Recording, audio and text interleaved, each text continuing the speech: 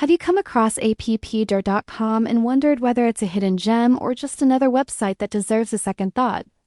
Before spending your money, there are a few important details you should know because not every online store is as trustworthy as it first appears.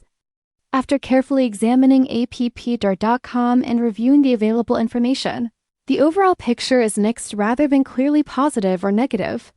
The website offers a range of products at prices that may seem attractive, but low prices alone should never be considered proof of a good deal. One thing that stands out is that there is limited public information about the company behind the website, making it difficult to verify its background and long-term reputation.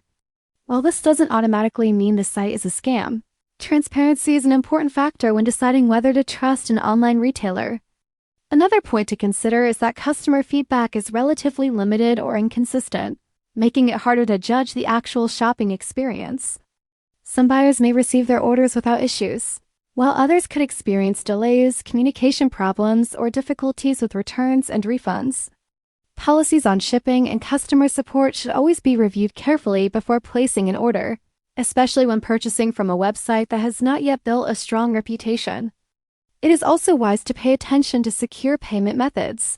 Check whether contact information is complete and genuine, and avoid making impulse purchases simply because of discounts or promotional offers.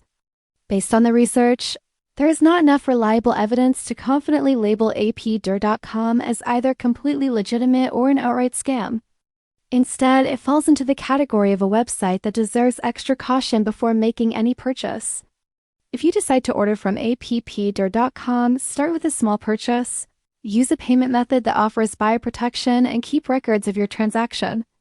That approach can help reduce risk while you determine whether the website meets your expectations.